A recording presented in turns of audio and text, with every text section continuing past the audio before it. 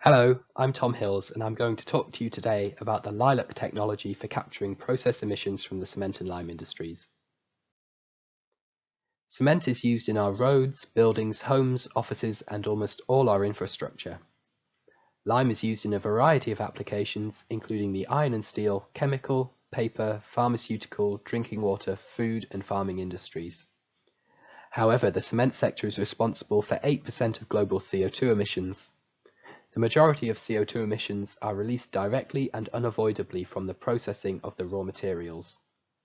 The LEILAC Group aims to apply a breakthrough in low-cost carbon capture technology that will enable the cement and lime industries to reduce their emissions dramatically while retaining their international competitiveness by capturing those process emissions at low cost. The LEILAC technology simply ensures that the pure CO2 released from the processed materials is not contaminated by flue gases or air. Heating of the process occurs in a furnace which surrounds a steel tube down which the limestone or cement raw meal falls. The hot steel walls radiate onto the powder, causing it to calcine, releasing its CO2. The resulting gas is almost pure CO2, which is removed from the top, and the calcined powder continues to the bottom, where it is removed and sent to the rotary kiln in the case of cement, or a cooling stage in lime manufacture. LEILAC requires no new processes, which may have their own energy penalties. It introduces no new chemicals either. It can use virtually any fuel, including fossil fuels such as natural gas and coal, alternative fuels such as RDF or SRF, or emerging low-carbon fuels such as biomass and hydrogen. LEILAC is unique in that it can use electricity as the thermal fuel, offering a viable, near-future solution for electrification of cement and lime plants. Here we can see how LEILAC would fit into a cement plant. On the left is a conventional cement plant with a precalciner between the preheaters and rotary kiln. LEILAC replaces the precalciner, and maybe a couple of the preheaters, and generates a calcined meal of suitable specification, that is, around 85 to 95% calcination depending on the requirements of the rotary kiln. This design can be retrofitted and in a modular approach. Calix and our partners are undertaking several development steps to bring LEILAC to market as swiftly as possible. The first was LEILAC-1, a Horizon 2020 project started in 2016 and completed in June 2021. We built a pilot on Heidelberg Cement's LEILAC plant in Belgium with approximately 5% of the capacity of the host plant.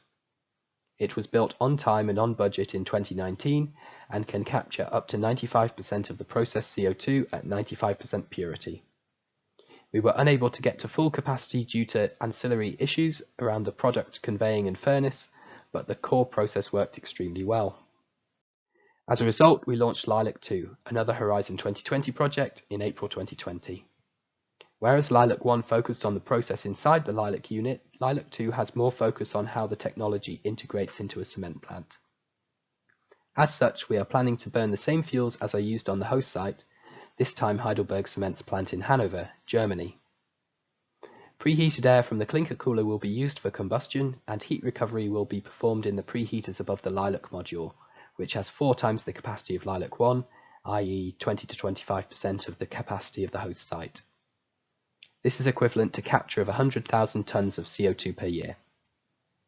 The calcined meal will be fed into the kiln too, proving the suitability of the technology from a material specification point of view. As mentioned above, LEILAC's techno-economics are compelling.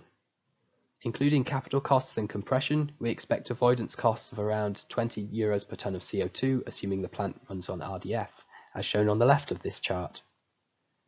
A major advantage of LEILAC is that, unlike other technologies, it generates little extra CO2, reducing the total amount of CO2 that needs to be captured and stored per tonne of CO2 avoided. This is apparent when comparing to amines, which is shown in the middle 2 bars of the chart.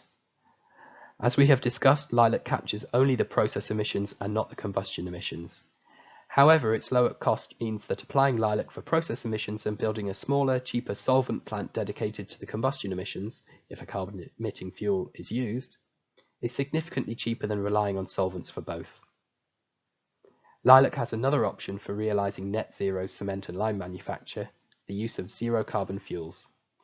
This could be sustainable biomass, hydrogen, or even renewable electricity. As part of LEILAC 1, we developed a technology roadmap, which is a good read and available at the link shown on the screen. Thank you for your attention, and please don't hesitate to get in touch if you have any questions.